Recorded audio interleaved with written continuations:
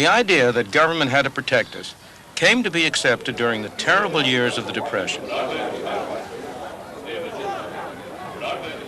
Capitalism was said to have failed, and politicians were looking for a new approach. Franklin Delano Roosevelt was a candidate for the presidency. He was governor of New York State. At the governor's mansion in Albany, he met repeatedly with friends and colleagues to try to find some way out of the Depression. The problems of the day were to be solved by government action and government spending. The measures that FDR and his associates discussed here derived from a long line of past experience. Some of the roots of these measures go back to Bismarck's Germany at the end of the 19th century, the first modern state to institute old age pensions and other similar measures on the part of government. In the early 20th century, Great Britain followed suit. Under Lloyd George and Churchill, it too instituted old age pensions and similar plans. These precursors of the modern welfare state had little effect on practice in the United States, but they did have a very great effect on the intellectuals on the campus, like those who gathered here with FDR. The people who met here had little personal experience of the horrors of the Depression, but they were confident that they had the solution. In their long discussions as they sat around this fireplace, trying to design programs to meet the problems raised by the worst depression in the history of the United States, they quite naturally drew upon the ideas that were prevalent at the time. The intellectual climate had become one in which it was taken for granted that government had to play a major role in solving the problems, in providing what came later to be called security from cradle to grave. Roosevelt's first priority after his election was to deal with massive unemployment. A public works program was started. The government financed projects to build highways, bridges, and dams.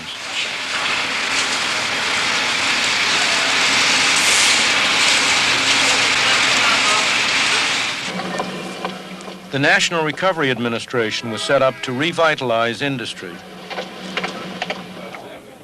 Roosevelt wanted to see America move into a new era.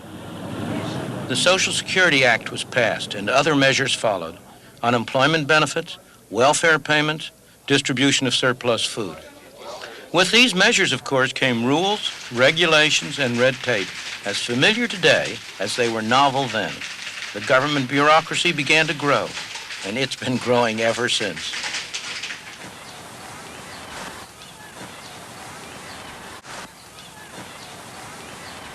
The people who get on welfare lose their human independence and feeling of dignity. They become subject to the dictates and whims of their welfare supervisor, who can tell them whether they can live here or there, whether they may put in a telephone, what they may do with their lives. They're treated like children, not like responsible adults. And they're trapped in the system.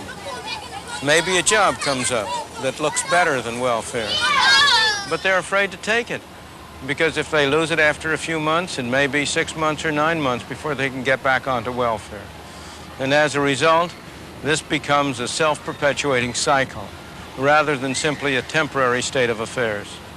The officials of the Department of Health, Education, and Welfare are dedicated people. Their motives are good. Their achievements are not. The results of these programs have been disappointing. Why? I believe that the basic reason is because it is very hard to achieve good objectives through bad means. And the means we have been using are bad in two very different respects. In the first place, all of these programs involve some people spending other people's money for objectives that are determined by still a third group of people. Nobody spends somebody else's money as carefully as he spends his own. Nobody has the same dedication to achieving somebody else's objectives that he displays when he pursues his own. Beyond this, the programs have an insidious effect on the moral fiber of both the people who administer the programs and the people who are supposedly benefiting from it. For the people who administer it, it instills in them a feeling of almost godlike power. For the people who are supposedly benefiting, it instills a feeling of childlike dependence. Their capacity for personal decision-making atrophies. The result is that the programs involve a misuse of money. They do not achieve the objectives which it was their intention to achieve. But far more important than this, they tend to rot away the very fabric that holds a decent society together. As I looked at the film, I had a growing sense of anger. Anger that that position failed to recognize that the system that was being attacked was necessary in our capitalistic free enterprise system that by its own failure produces poverty and therefore requires governmental intervention in the interest of those people caught in the traps of poverty. So as I sat and looked at the film and as I hear Dr. Friedman's statement, I was aroused to the point, as I said, of anger, because only half the story is told. We are really blaming again a victim, this time a system, the welfare system, for the failure of other systems to operate in the interest of people. Let's get other reactions now to that statement. Trying to do good with other people's money simply has not worked. The welfare system is rotting away the very fabric of society. Tom Salt. My reaction was just the opposite. My anger was at what had been created in the city where I grew up under very different conditions during the period of capitalistic failure, during the period when there wasn't this humanitarianism, and where it was possible for people to live better and to get out of that poverty.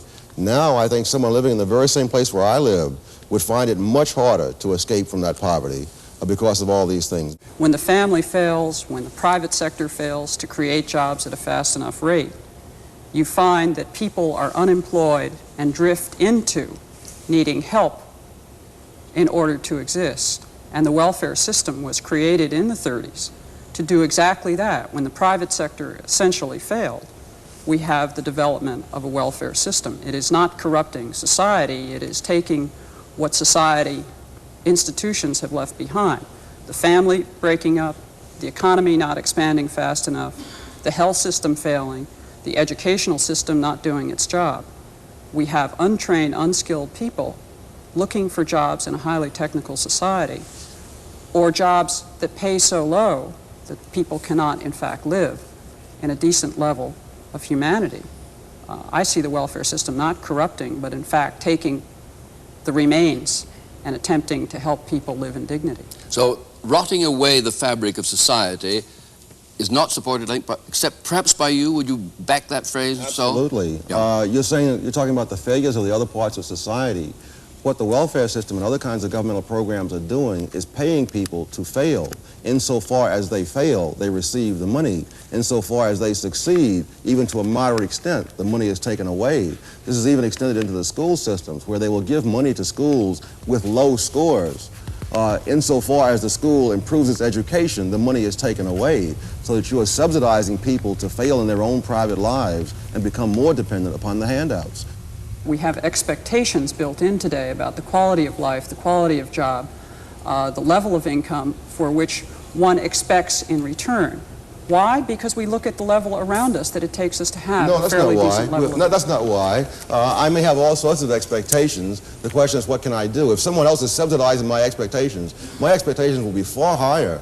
Insofar as the Center for Advanced Study was subsidizing my expectations a few years ago, I refused to work at UCLA for the normal full professor's salary. Why should I when I can get the same money for being at the Center for Advanced Study with no hours, no duties, and no classes? I think it is overly broad to say that we turn people into helpless children. I don't remember talking to anyone who's ever been on welfare who didn't think they were being treated like children while they were on it. Of course, one must make a difference, a distinction between the system that was set up to help people and the people who are employed in that system. Look at any public welfare system around the country, and we have practically few trained people to work with people. We employ the ill-trained, people who are not equipped to be helping people. We say they're social workers.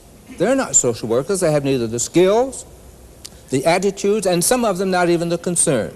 So I think one has to separate out a conceptual framework of a system designed to help people and what the country and community puts into that system to implement those programs. You mean separate the hopes from the reality? I separate the skills that are available in order to implement what the objectives of the program are. And I think we have to separate whether we're talking about program objectives or we're talking about how it operates. I would be the first to say that the system that I administered had ill-prepared people to do the job that we were set up to do.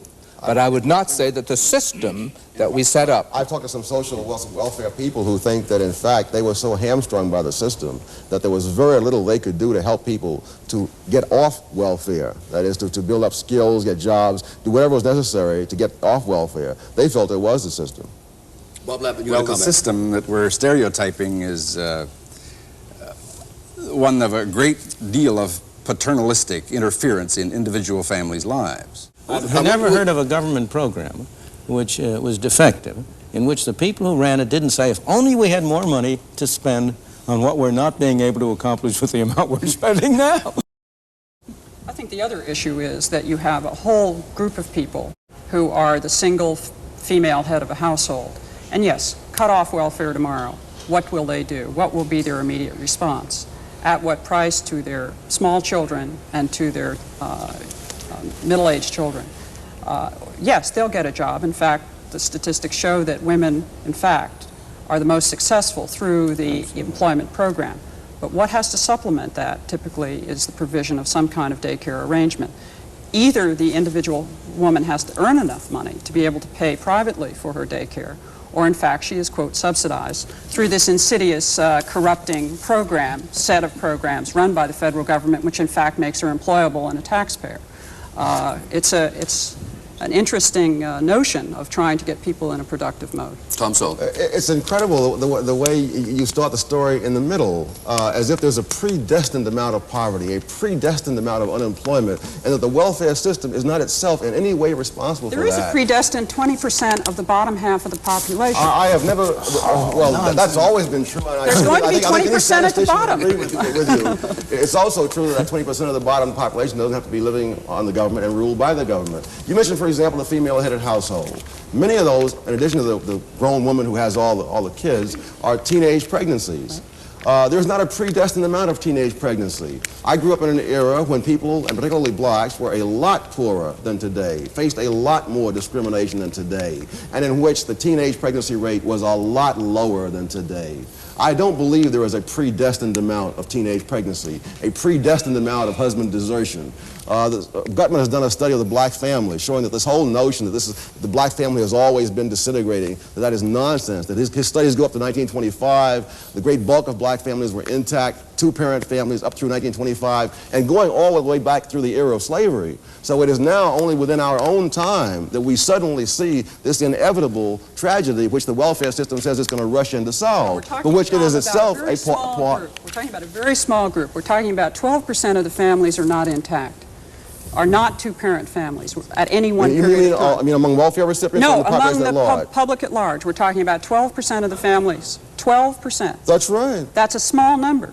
But But there's not of still those on welfare. We're still talking about a significant component of the bottom 20% that are the bottom 20%. Whether they are above the poverty line or below the poverty line, they are still the bottom 20%. And the issue is, what is the responsibility of the other 80%, if any, toward those individuals? Does your program plan to eliminate there being a bottom 20%? No, but it intends to raise the bottom 20%. So You're raising them by having more illegitimacy, more unemployment. That's I'm not how you're making them raising have illegitimate children. I hope that's clear. Oh, I think, you don't have to do that. You simply subsidize it. We as human beings don't have a responsibility, but I hope we have a compassion and an interest in the bottom 20%. And I only want to say to you that the capitalist system, the private enterprise system in the 19th century did a far better job of expressing that sense of compassion than the governmental welfare programs are today. The 19th century, the period which people denigrate as a high tide of capitalism, was a period of the greatest outpouring of eleemosynary and charitable activity that the world has ever known. And one of the things I hold against the welfare system most seriously is that it has destroyed private charitable arrangements which are far more effective, far more compassionate, far more person-to-person in helping people who are really, for no fault of their own, in disadvantaged situations.